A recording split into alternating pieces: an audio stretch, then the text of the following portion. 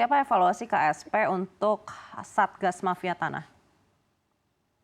Sejauh ini memang masih demand-nya sangat tinggi ya, kalau yang kami lihat ya, masih sangat tinggi permintaan dari masyarakat agar Satgas Mafia Tanah itu bisa bergerak lebih cepat, lebih masif lagi gitu. Karena memang tuntutan-tuntutannya ini banyak sekali gitu ya, dan kita tahu sering sekali ini dialami juga termasuk di masyarakat perkotaan, gitu ya, apalagi tanah-tanah yang misalnya di wilayah perkotaan itu nilai tanahnya sudah sangat mahal. Jadi kalau dari sisi kami memang mendorong untuk perlu didorong lagi lebih masif lagi, kemudian juga lebih transparan lagi proses penanganan. Misalnya diperlukan misalnya aduan-aduan mafia tanah itu bisa dibuka begitu ya, apa-apa saja, siapa saja, di mana saja, dan kemudian mana yang sedang dalam proses penanganan, mana yang di dalam masih dalam proses masih menunggu pendalaman dan lain sebagainya. Sehingga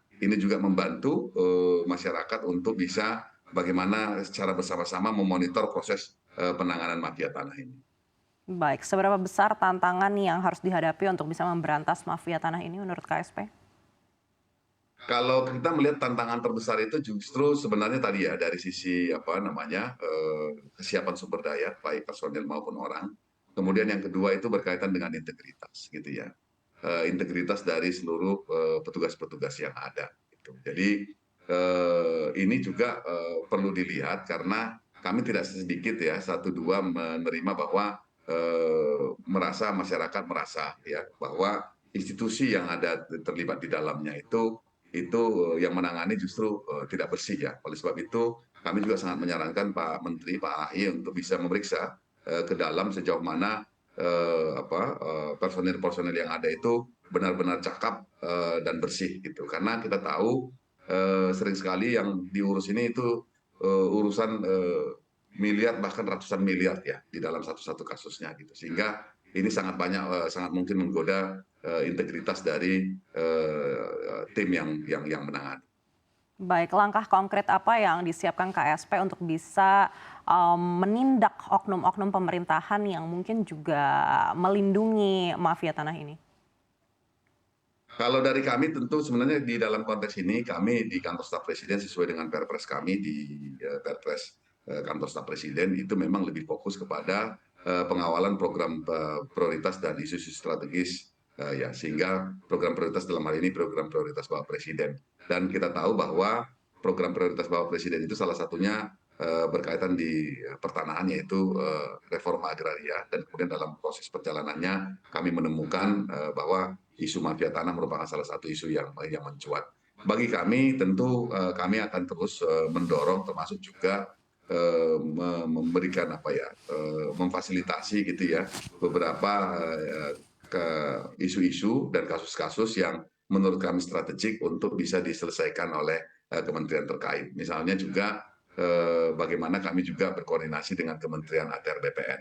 Saya selalu menyampaikan kepada tim saya, karena ketepatan agraria memang ada di bawah koordinasi saya, itu saya sampaikan bahwa jangan takut-takut juga, jangan ragu-ragu juga kalau ada aparatur-aparatur yang memang berkaitan dengan mafia tanah ini untuk kita komunikasikan, misalnya kalau di kementerian itu dengan Irjen atau bahkan dengan Pak Menteri sekalipun. Jadi kami memang berupaya untuk bisa memberikan dukungan yang cukup sehingga nanti dalam proses penanganan mafia-mafia tanah ini bisa menjadi lebih masif lagi, lebih cepat, dan lebih menjawab kebutuhan masyarakat di lapangan.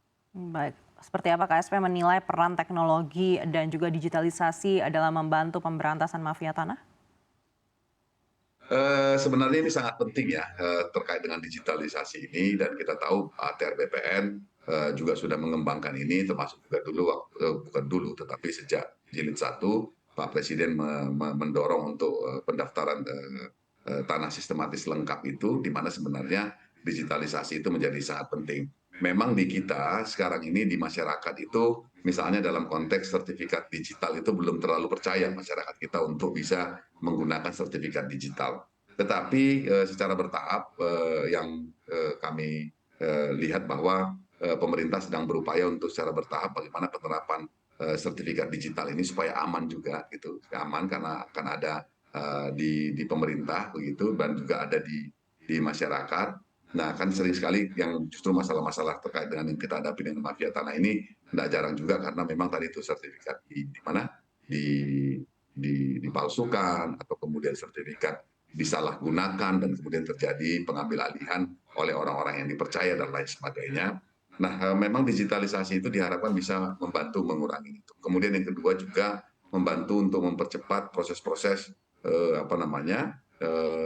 kebutuhan-kebutuhan informasi yang dibutuhkan. Kemudian yang ketiga, kita punya pengalaman panjang dulu waktu terkait dengan bencana, misalnya ketika tsunami Aceh, misalnya ada banyak sekali masyarakat yang punya sertifikat dan kemudian itu sertifikatnya ikut musnah karena bencana. Nah, oleh sebab itu digitalisasi itu selain untuk membantu dalam proses-proses pemeriksaan, pengecekan, tetapi juga sekaligus membantu kita untuk mengamankan dokumen kita apabila terjadi kondisi force majeure seperti bencana.